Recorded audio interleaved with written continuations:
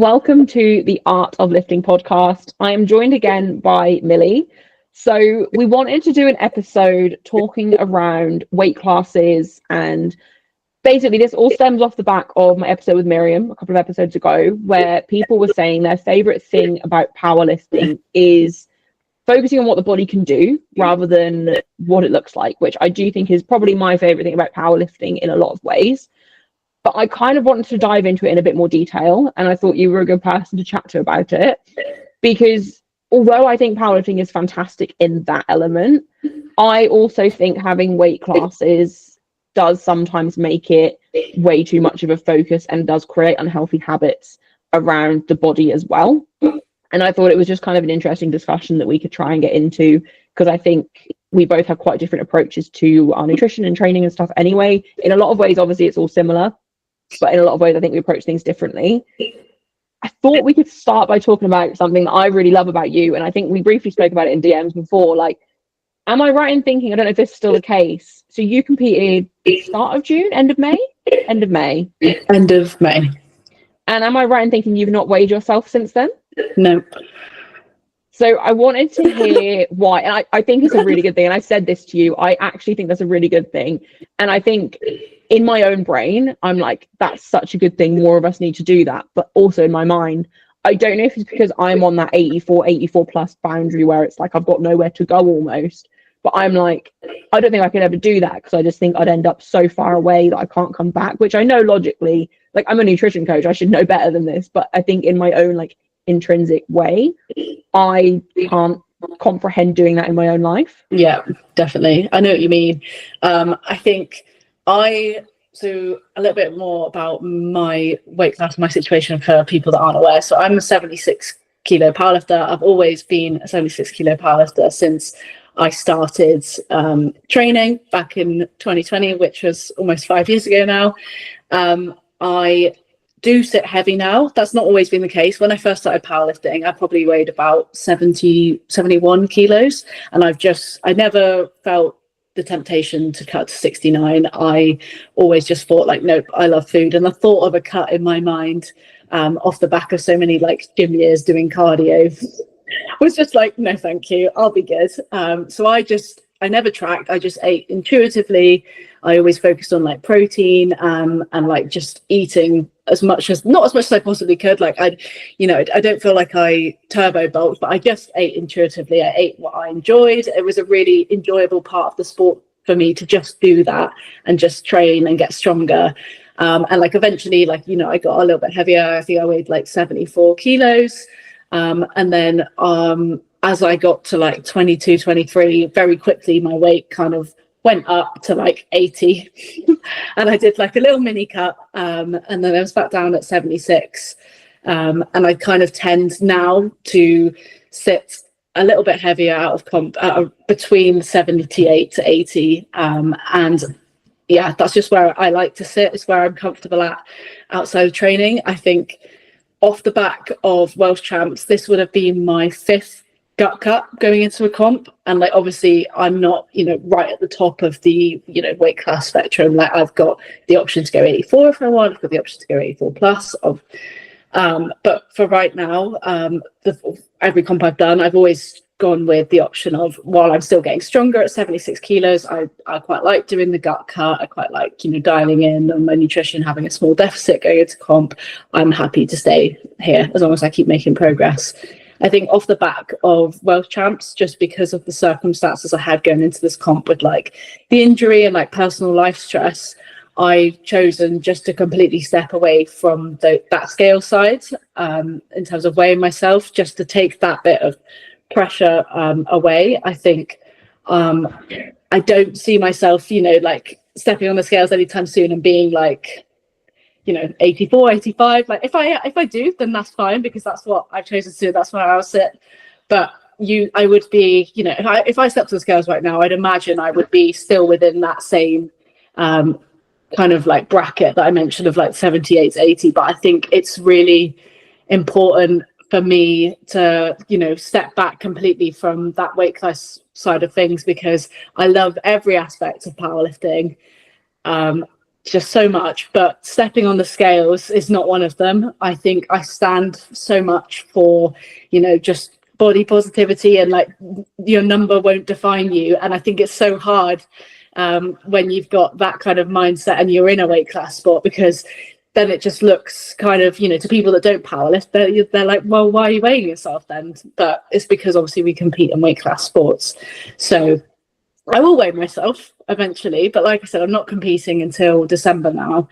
And I think it's just like life is more than just stepping on a scale. And I think once you've, been in the sport for like a little while, I think you can kind of understand what you're, eating. Like I have days where like, obviously I probably do go a bit crazy, but I think that balances out with the days that, are a bit less crazy with food intake and things. So I think I manage that pretty well. So I'd hope that there's always that thought like, oh my God, I could step on it and go crazy. But I think you kind of know, don't you, most of the time. And I think that after like going through like a lot of stuff anyway, it's good to just kind of step back and just kind of like enjoy it. But it's also interesting for me to, off the back of not tracking anything, like not really, focusing, like even at the moment I wouldn't even say I'm focusing on like getting a particularly high protein diet. I'm just trying to enjoy life, enjoy training, and I think it'll be really interesting for me to see when I do step on the scales like how I've responded from that, if that makes sense. But yeah, that's hollowing up, but yeah, hope it makes sense. No, I think that was really helpful. Yeah, and I think the context there is really important. And I love the way you said like when you got into powerlifting you were like 71-ish kilos, and not one part of you was like, I'm going to cut to 69, which I think, unfortunately, is really an uncommon way to approach the sport. Yeah. And I think you having that mindset from day one is probably also why, like, you've got this ability to kind of just take a step back after comp and have that break. Yeah. And I just think it's a really important thing. And I think more people need to be aware of that. And where you said, you kind of just ate intuitively and just like your body weight just you slowly filled the class, which is exactly what you want. Where I think some people obviously have that panic, and I regularly say to like female clients, especially because I think it is more common on the female side. I'm sure men also have it too, and I've got some male clients also have this. But depending on the level you're at in the sport, your weight class does not matter like at all. And people sit a couple kilos above a weight category, which is really common. Like most people do. I'm just going to mute your mic while I speak, just because it's echoing. Now I've lost my train of thought. No, I think people often have this thing where they sit 2 or 3 kilos above the weight class and they attach themselves to the one below, which long term, if their body weight does stay at that level, that might be their weight class, but you don't need to cut until you have a need to cut. And I think that's something a lot of people kind of forget. And I mean, I was kind of guilty of this as well. Like when I first started powerlifting, I naturally sat about 82, 83 kilos. Sometimes I'd creep a little bit higher, but I'd just cut out a little bit of the extra junk food I was having. I didn't really know how to nourish my body, how to fuel my body or anything like outside of just carbs pre-training, get protein and after training was like all I really knew at that time when I was younger. But I, for some reason, had it in my head that I had enough body fat to cut down to 72, which I did do.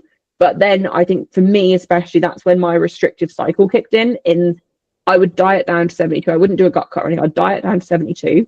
And then as soon as the comp was done, within like 2 weeks, I'd be 75, 76 kilos. And I'd have another meet planned in a couple of months. And it'd be straight back on the diet, straight back in that restrictive cycle, which I do think is common with weight class sports.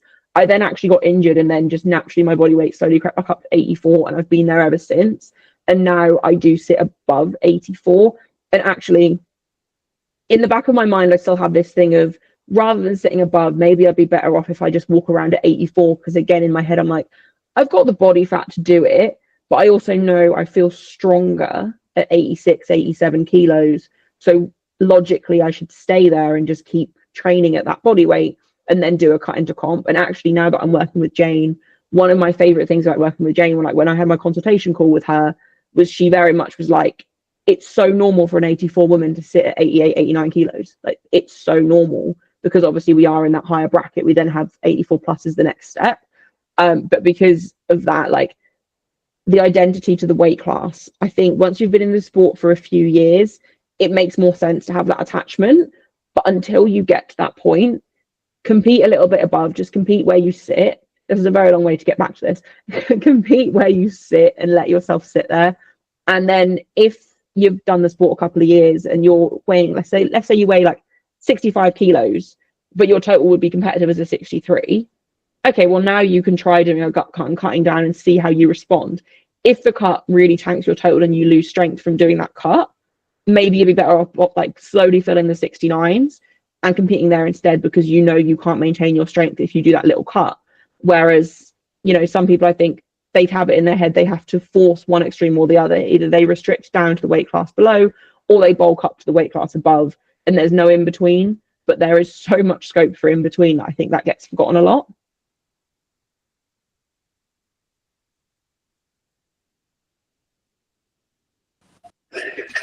Yeah, definitely. I think that you said that so well. Like, I think the thing is with gym culture, there is, and like as powerlifters we train in the gym, right? And like with gym culture, there's so much going on with like people dieting, cutting all the time, and it is so like normalized. And I think that's the problem, is that people come straight, primarily people come straight from just going to the gym into powerlifting, and like it's normal to like do like diets and cuts straight away. But like you're absolutely right in the fact that doing that hinders your progress like early on in your powerlifting career, and it's much more sensible to just kind of eat as you are, and then wherever you end up at, if you are then in a place where it's a couple of years down the line and you could be competitive, like cutting 1 or 2 kilos, that is the point where you do that. Like, I think you're absolutely right in saying that. Obviously, you don't have to answer this if you don't want to, but when I think, was it last year you first hit around the 80 mark? Oh, I vaguely remember it happening. So I think the first gut cut I did was when I got selected for GB to do Euros in 2023, and the summer before that comp is when I first hit 81 kilos quite quickly off the back of being previously like under 76. So that's coming up to it'll be 2 years this summer since I first hit 80. How did you feel? Obviously, you kind of said now it's almost like a rationalized thing of, I sit here because that's where I can have a life. And I think, again, that's a really important thing for people to remember. But how did it feel seeing that for the first time? If I'm honest, quite uncomfortable. I think just because I didn't weigh myself very often then. I don't weigh myself very often now, and like that's what happened. I was 75 kilos and then didn't weigh myself for a period of time. I think I was like in and out of jobs at this time, and that affected my metabolism clearly quite a lot. And suddenly I was 80 kilos, so I was a bit taken aback by it. Like, I wasn't like upset as such, but it was just like a bit of a shock to the system. And I think when it first happened, because of the way that it happened, it did make me feel uncomfortable as well, because there were like I noticed quite a few like physical changes. Whereas I feel like now, because obviously I went back to 76, and then like slowly kind of I've over time, over the last couple of years, kind of gone back up to like the 78, 80 mark, but like in a very slow way. It's less noticeable. Like, obviously if I look back on pictures, I'm like, I'm wow now. But like I don't like look at myself and think like, bloody hell, put on weight. Like, I don't feel like that. And it's a much nicer feeling. It's again goes back to that thing of, I guess, when people they make that decision to cut so quickly, it's also people that like turbo bulk. Like, that's not always the best thing. Like, just because you're X height doesn't mean that you need to be the X weight. Like, just allow yourself to eat and you'll end up where you'll feel your strongest and be your strongest. So it was quite uncomfortable at the time, but I think, as I know men obviously struggle with body weight as well, but like as a woman, like seeing like a new digit on the scale is always going to be, sadly, a bit of like an uncomfortable thing, just because of the way that society is. But it's it's looking past that and like remembering that like extra body weight is usually like healthy body weight, and like that's okay. Like I'm getting big and strong, and like that's fine. So it's all about the mindset things, but it's definitely that first part is always going to be the hardest bit to push past. Yeah, I think I remember I did my first ever intentional bulk. It must have been, I think it was like end of 2023. I had like 8 months between comps. So I was like, right, for the first time in my life, and I've done this sport since, I think, 2018, I think I did my first comp. And I actually intentionally bulked for the first time. And I have to say, and I think this is really important, the progress I made in that time was insane. Like I put the most on my total in that time that I did in the 6 years previously that I was lifting. And I put that down to the fact that I was obviously in a slight surplus. Like it wasn't a bulk, it was just a slight bulk. But I remember so clearly because it went through like the Christmas period. And obviously over Christmas, I just kind of ate what I wanted to. And I remember seeing 90 on the scales for the first time. And originally I would weigh myself in the evening to kind of keep an eye, but not know exactly where I was. And I saw 90 as an evening weight and I was like, oh my God, like this is really bad. And then I think it was like 2 weeks after Christmas, I had a bit of a break from weighing myself and I saw like 91.5 in the evening. And I was like, my morning weight's at least 90 right now. And I remember originally I was really panicked by it, but then I just really slowly dieted back down. And I had actually my first meet back at that body weight wasn't great, but that was more just me being silly and letting my ego pick the numbers. But I still was really strong and I hit PBs, where now I have this confidence of I can sit heavier between comps because I know that the slow cut back down and then a gut cut, a bit of manipulation, I can still show up and be really strong. I just have to obviously accept that I'm going to have to do that little diet period in the middle. And I want to ask you, do you notice a strength difference from when you're sitting a little bit heavier in like the off season period? Or do you still feel just as strong when you cut back down? I feel like my response to this is going to be very uncommon, but I actually feel stronger at like a lighter body weight, which is why I've probably carried on. Like I did when I first did a gut cut, I did not expect to do it, 5 times over.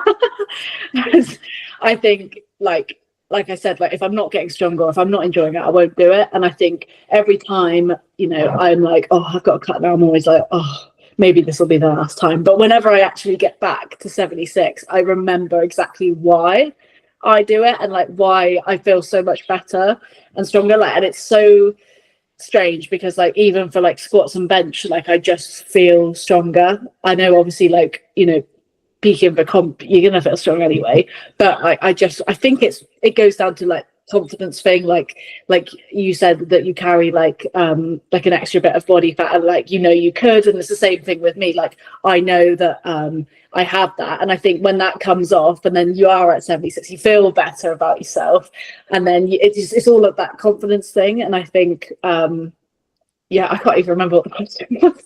I feel stronger, and obviously there are some times. I remember like October last year going into British actually, and I squatted 400 pounds for the first time, and I must have been weighing like 80 then, and I was like, damn, like I feel really strong. I actually PB'd my deadlift on the same day, like unheard of, and I felt really, really strong. And I remember like peaking for British and like cutting again, and like 1 week out I did 175 and for squats, and like I just like remember like I was like, I don't think I'm going to be able to like PB my squat on the day.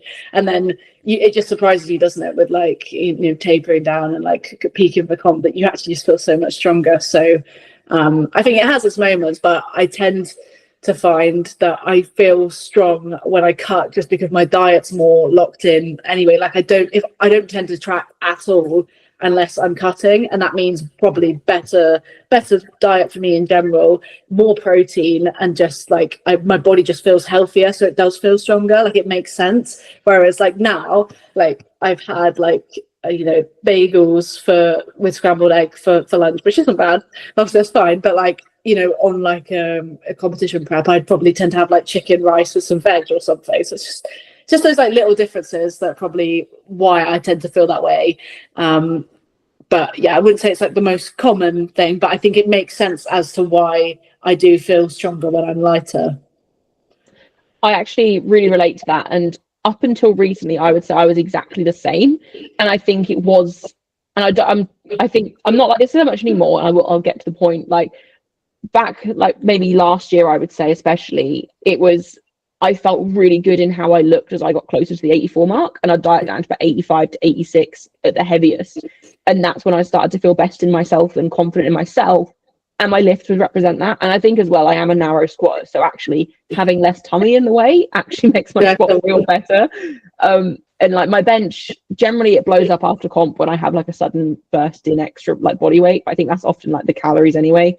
But actually I always did feel at my strongest when I was closer to comp weight. And I think exactly what you said, in I think it was actually just that I felt good in myself. And obviously, if you feel good in yourself, you're going to feel good in your lifts and in your approach to training.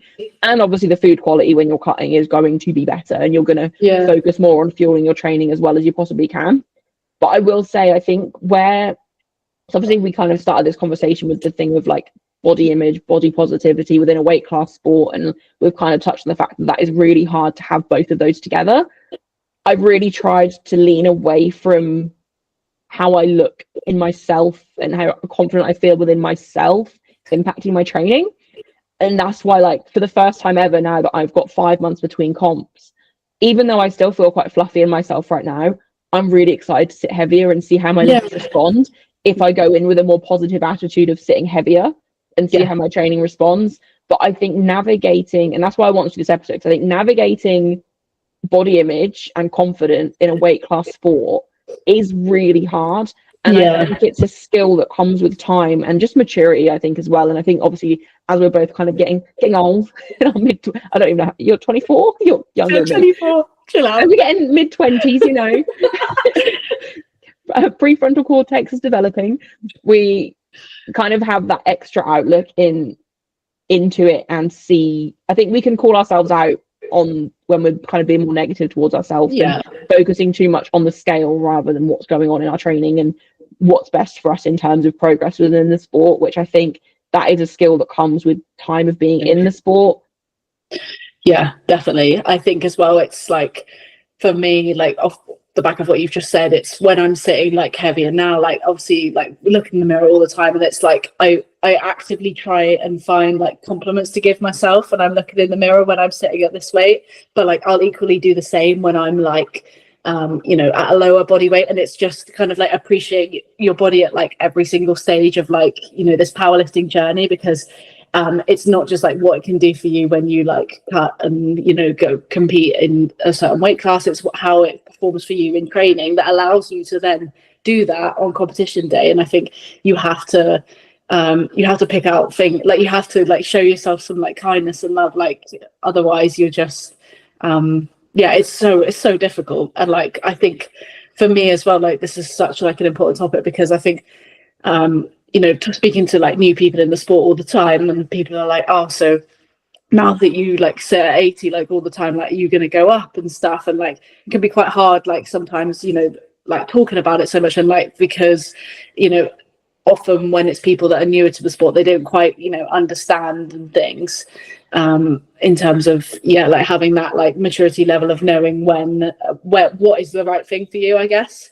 And it's also really, I find it like really contradictory as well when I'm speaking to people and they're asking me like if I'm going to cut again, and I'm like, oh yeah, I'll do it again because I feel stronger. But then I'm also like telling people to like eat into their weight classes and like, you know, carry on getting stronger. And it feels very like contradictory, but it's all about knowing what's right for you as a lifter, but also like making sure that that isn't just like everything, and that you're still, as like someone that people will like look up to in the sport, that you're still promoting like a really like positive way of like viewing which weight class you should be being in, and like how much food you should be having and stuff. Like I think that's like a very fine line that I think I see it's quite hard for people to maintain. And you often, like other powerlifters on Instagram, I don't think are always quite as good as at doing this, if that makes sense. Like I think quite quickly they'll talk too much about their own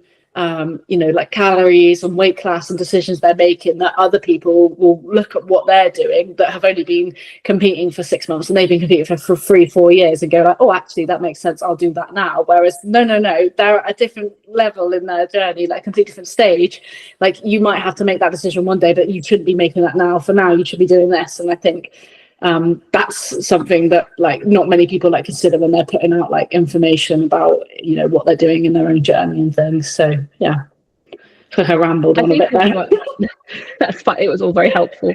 I think something with that as well, like within your first couple years of the sport, you don't even know if it's going to be a long-term thing either. So you don't want to restrict yourself one way or the other.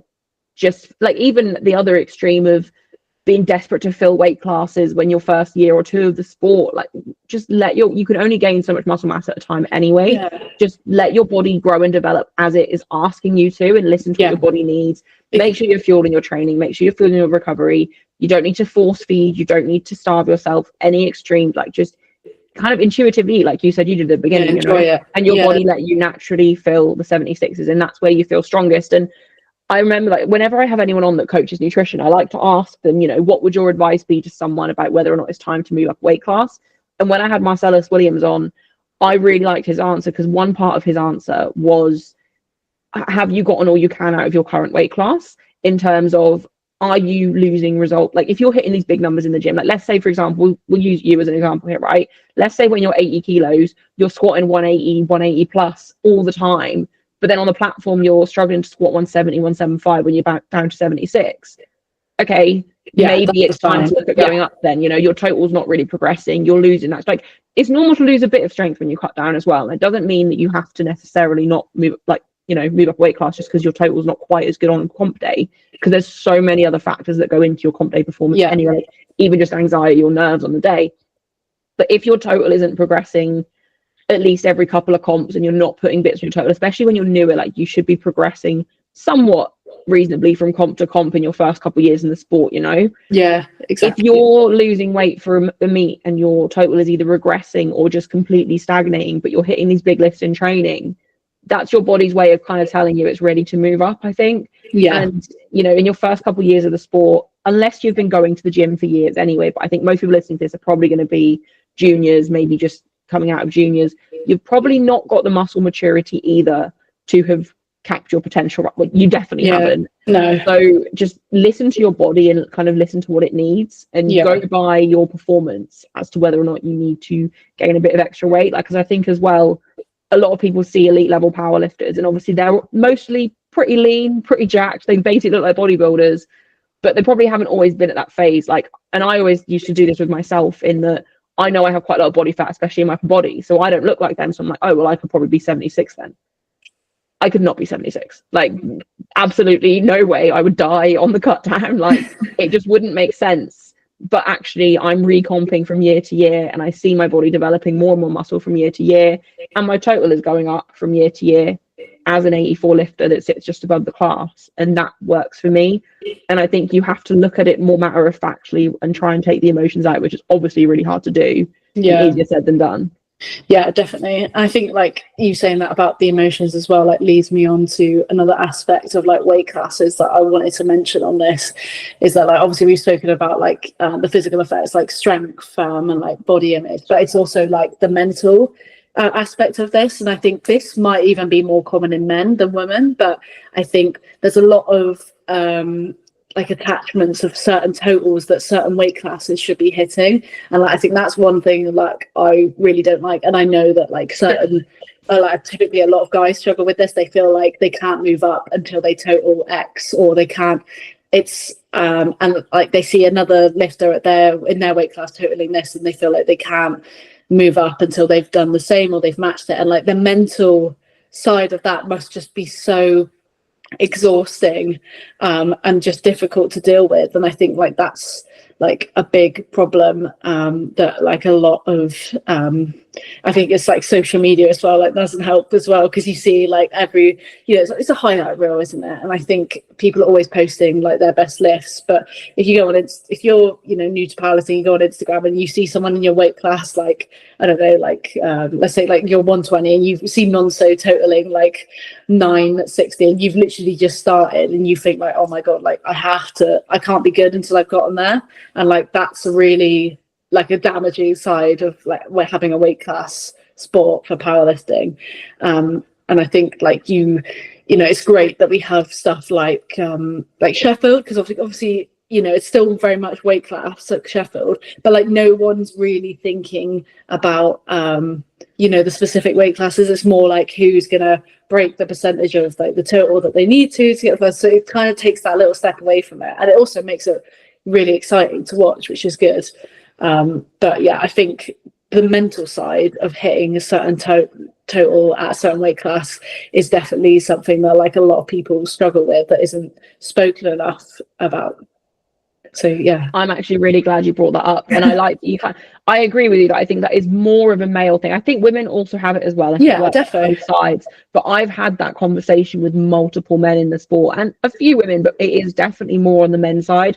And another conversation, kind of going back to the physical side, is like they'll see guys in their weight class that look a lot more jacked than they do and muscly than they do, and they're like, "Well, I can't move up because I've got nowhere near as much muscle as this person." But I'm like, "Yeah, but you've a completely different build. If you're struggling to maintain where you're at, you're not going to be gaining that muscle. Like if you let yourself just grow in the weight class above, you'll probably look more not like that necessarily, but you will look stronger for your frame in that next weight class potentially as well." And I think that's another kind of important thing to bring up. But yeah, I think that mental thing of comparing yourself to the totals in the weight class you're in or the weight class above, thinking you're not good enough to move up, but actually a lot of the time you'll be better if you do move up, and you'll get closer to that next total if you let yourself be heavier. Yeah, exactly. This also reminded me of something that me and Miriam spoke about. There's this assumption within powerlifting that if you're going to call yourself a powerlifter, you have to be great. And that's not the case. Like, she used the example of, like, I don't know, like, I can't remember the name. She's made up a name, like Dave at work, he posts that he plays football on a Sunday afternoon. No one's going to judge him if he's crap. He plays football for fun on a Sunday afternoon. You don't have to be trying to be the best powerlifter in the world to be a powerlifter. Yeah. It's so, like, if someone posts their lifts online, and this is where I think social media has that toxic side. I don't think it's as much of a thing on Instagram, or at least, like, if people did this within our powerlifting circle, I think they would be murdered. But like on TikTok, for example, and she used this example, if you post your bench press, people will be like, "Oh, I can do that, and I'm a 13-year-old boy." And it's like, great. I'm doing this for me. I don't need to be fantastic. I'm not trying to be a world champion. And obviously, like, if that's your goal, that's great. And like, I want to be competitive. I'm not gonna sit here and lie and say I don't want to be the best I can possibly be. But some people just powerlift for fun, and it's almost like they're hyperfixating on the weight classes. But then, actually, what are your goals within powerlifting? My goal is to be the strongest version of myself. Okay, then why are you comparing yourself to, I don't know, Meg Scanlon in the 63s? Yeah. Like, you need to kind of meet yourself where you're at is probably what I'm trying to get to. Yeah. And I just think there's this, I don't know if you think this as well, but like, there's just weird perception in powerlifting that you do, like, you have to strive to be as good as as these people at the top. Yeah, I know what you mean. I think that definitely is it. And I think like social media as well, like, is like a huge part, because obviously we have so much. It's brilliant because we have so much coverage now in terms of like the media side of powerlifting, like really cool, like hyped up things. But I think the thing is, because what tends to get the most hype is obviously, like any sport, like, it's going to be like the elitist things, and I think everyone just wants to be part of that hype and they want to get there. And I think this comes down to then, like, the production of, like, the local meets, and like the better that they can become, then the more people will want to be okay with like being at that level and like still enjoy it. I really think that that's a massive like contributing factor for how far like people will not necessarily like expect themselves to go, but like how much enjoyment they're going to get out of it without placing themselves with that pressure, like, oh, I'm never going to enjoy it until I'm like the best, so I'm on that world stage. Like, no, actually, I'm going to the Powering Through meet in October, and it's sick there. Like, it's such a good meet. Like, you want people to be saying stuff like that, because it's still part of the sport. Like, it's not just Worlds, it's not just Sheffield, it's all these other things that contribute to that. Yeah, and it's a bigger part of the sport as well. Like, there are a lot more lifters at a regional level that are an elite, like, exactly, top level, and despite compared to, I can't remember what year you got into the sport. Was it around 2020 time? 2020, yeah. Yeah, so like, even then, like, I got into it in 2018, so it's not much difference. But the difference in a regional meet now versus a regional meet back then, worlds apart. Like, regionals now feel more like a national than nationals did back then. Like, the level and the production, the quality, all of it, like, you feel like an athlete when you're at these events, which is an amazing feeling. But yeah, I think people need to, I don't know how I'm going to link this back. I feel like I was going to say, like, why, I don't know why people, when it's like they join the sport, why do we, and we all do it, and I'm not saying this as I don't do this, because I absolutely did this when I first started. why do we attach ourselves to a weight class before we've found our feet in the sport? And before we've, you know, even given ourselves a chance to see where we could get to. And a lot of people, like most powerlifters, do just powerlift to train and to powerlift because it's like a social thing. Yeah, so it's interesting because I think like when I first started, I never felt attached to my weight class as such. And like, I'm just trying to, I think it was just because I think if you, at the end of the day, if you enjoy your training, you're following your program, you're getting stronger, nothing else should matter. And I think it does just go back to that. And it's like, it doesn't matter what weight class you're in. And I think that goes back to the beginning of my powerlifting journey. And like, I was doing all of those things, and it just, I didn't even think twice about what weight class I was in then, because I didn't care. I just wanted to get stronger. And I think that's what the sport's is all about, isn't it? So I think the more we can encourage people, or like beginner athletes, to like step away from, you know, putting their weight class in their bio, or like, you know, commenting on whether they're going to go like cut down into the next one. Like it goes back to that, but it's just like how we can encourage that. And I think it's, you know, it's hard, isn't it? Like knowing the best way to, because like you know, you start powerlifting, you search powerlifting up on Instagram or whatnot, and you've instantly got GB Power Fed, and instantly you've got the weight classes like that you've got to already like filter yourself into. But yeah, it's difficult. So basically, we've done this whole episode to come back around and say we have no answers. I think a lot of it is a maturity thing. It's the longer you're in the sport, the less, although your identity to your weight class will probably go stronger the longer you're in it, right? Like me as an 80, like when I first started, I don't know why I decided I want to be a 72. It was a terrible decision I made. But like I identify now as an 84.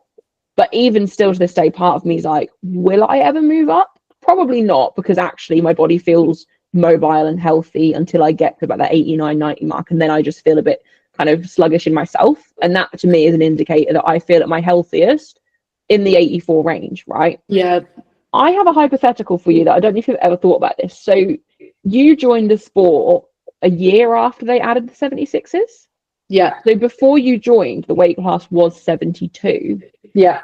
Do you think, had you joined and it was still 72 and then straight to 84 to this day, do you think you'd have just let yourself be an 84? Or do you think you'd have then maybe struggled more? Because I guess you started in an advantage position of you were very light for your weight class. I think that I would have gone to 84 eventually. Like there was no way. Like when I think about 72 kilos now, there's no way. But I also think would having that 72 barrier maybe like limited me from eating, like made me feel like I couldn't have eaten intuitively from like an early stage, like possibly, and maybe made me feel like, okay, I want to stay in the 72s, because I feel like I was in a point as well where like I joined the sport, and then like quite early on I was competitive quite early with like my junior and bucks years, and I think that would have made a difference. Like I think if the 72 category was there and I was still competitive, I would have been more likely to have, you know, stayed there until like, perhaps now when I've gone into the open, or wanted to stay there. Whereas I think, you know, if that wasn't an option, I would have wanted to go into the 84s straight away, just because I like food. So it is interesting to think about though, because it was such a big gap though, isn't it? But it's really good that they did change that. I remember seeing that because I actually did my first comp as a 72 lifter, but that was the one that I bombed out at. So I weighed 68 kilos there, so I wouldn't even say I was properly powerlifting then.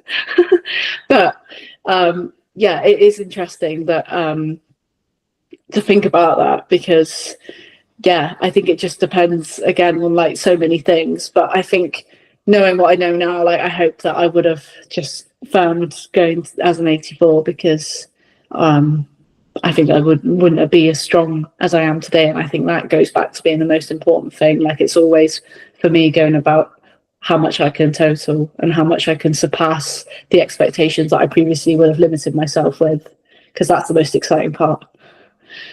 Yeah. And I think holding yourself to a weight class, even if your total is decent in that weight class and you're pretty happy with the level you're at some point, if your total is not progressing, you're probably not going to have fun anymore. Yeah. And that's where I think, even if you're fairly competitive within that weight class, I think you still need to have that moment of, what do I want to get out of powerlifting? Yeah. I want to be the strongest version of myself. Okay, maybe I should let myself gain this weight slowly. It does, and I think the other thing is as well that you don't have to commit to going up a weight class. You don't have to commit to filling Yeah, it's not like class. signing a contract. Yeah. But I think a good example is like when you weighed like 81 kilos, some people might have seen that and thought, I'm going to have to be an 84 now. Yeah. Like, no, if you just slowly diet back down, do Yeah. it sensibly, see how you feel, you're back to managing your weight. Like, nothing has to be permanent when you make nothing certain. Yeah, and I think that goes back to the thing about like what we can do to support like new lifters with this kind of like area. And I think it's, they're not always going to make the right decision straight away, but it's, that's okay. Like you said, you cut to 72s, and like looking back, it wasn't the right thing to do, but like you did it for a reason, because now you realize the value of like, like you said, when you felt the strongest you ever did when you bulked back up. So it's just like making sure that if people do make bad decisions, that like that's okay, and like it's just where you go from there, isn't it? And it's just being better. That's all it is. It's being better, being stronger, and feeling healthier. Like that, those are the three main things I think that you have to like base your decisions on in this area, because it is tough having weight classes and things, and it's not nice mentally or physically, but it's part of the sport. So we do have to think about them, and it's just using those pillars of being strong, healthy, and happy. And yeah, and I think something that's been spoken about on this in previous episodes, human first. Look after yourself as a human first, and that includes fueling yourself, making sure you have energy just for everyday life. You're recovering. Like when I cut down to 72, I was working as a gym instructor. I was teaching spin classes and doing all these different things. Like I was so active and I was hardly eating, and shock, I got injured. I wasn't looking after myself as a human because I was so desperate to try and fit into this class that wasn't right for me. When I then actually looked after myself, like I had to nurse through an injury, which even that, like it's not permanent. Like you come back from them, you just have to be sensible, rehab, get yourself healthy again. And to do that, a big part of it is still going to be food, fuel, nourish yourself and look after yourself as a human, because that's how you're going to make the most progress as an athlete as well. Yeah, definitely. Also want to just ask you, we very briefly, we'll wrap up soon, but we very briefly mentioned this before we started recording about how I think we're probably both thinking like the mindset towards this is shifting a little bit. And I think the British selection and how they've changed that for the Open this year is going to be really interesting to tell us some of this, because we were kind of talking about the fact that historically the 84 class, which is the class I'm in, it's becoming really competitive, and there's a big group of people that are all going to be like battling for third this year by the looks of it, all a similar total, which is really cool. But it's never been a popular class in terms of a super full busy class. Whereas like the 76s, the totals in the 76s often surpass the 84 totals. And we were kind of saying, the unknown of what are people going to need to do to qualify for British, to get themselves the highest placing at British. Are there going to be some 76s that are like, actually, if I go in as like a somewhat light 84, I have a better shot of doing well at British than if I compete as a 76. And I want to know if you think that mindset is shifting between allowing people to move up and down weight classes a bit more, especially going up them. Yeah, definitely. And I think it is becoming really common now, and like we see it all the time, like especially like at a higher level with like the way that Sheffield works, and like Agata obviously like bouncing between weight classes, which is really quite cool in a way, because I think it goes back to that previous conversation we were having before about detaching yourself from weight class. And if you're strong, that's all that matters. Well, if you're feeling strong, that's all that matters. But yeah, I think it'll be really interesting to see if anyone does pull that tactic, or whether it'll even be possible this year, because like as you were saying, the 84s is becoming like really, really stacked, and there is like a lot of people like coming out now, either embracing the 76s or like coming down from 84 plus to join that weight class and make it like really stacked. So I'm not sure if there will be as much of a discrepancy this year between like the totals from like 5th place and below in terms of like the 76s out totaling the 84s. Like I would probably expect that the 84s are really gonna, you know, have a bigger like jump, if that makes sense. So yeah. No, I think it'll be really interesting. Yeah. I agree with you. I think a lot of people will just try it as well, especially with the speaking specifically on British. You know, British Open this year is a different format. A lot of people might just try it for this year and see what happens, see where people are at. I think because they're allowing, we kind of spoke about this on the last episode, but allowing people to qualify through a regional as well. People aren't maybe going to know what they need to hit. They aren't going to know who's looking at moving up, who's looking at moving down until it's kind of too late almost. Yeah. So I think it'll be really interesting to see what the entries look like for this year's and see if that encourages people to try moving up. Because I think a lot of people, they're even scared to do like a local meet without sitting slightly above their weight class. Like let's say you want to just do a regional for a bit of fun, just to get another comp in the calendar kind of thing. Like for myself, even I did powering through a couple months ago. There is no reason I needed to enter under 84, and actually I regret entering under 84. Like I should have done it as an 84 plus and just walked in at my normal comfortable like 86, 87 kilos and just seen how that went. And if I had this sudden like massive uptick in my performance, that could be a nice indicator of maybe I would be really strong if I moved up, you know. Maybe 84 plus isn't the best example just because there's such a gap there between like where those top 84 plus lifters are, but across all weight classes, I think that's a really important thing to try sometimes. Yeah, definitely. And I know what you mean, and I feel exactly the same way.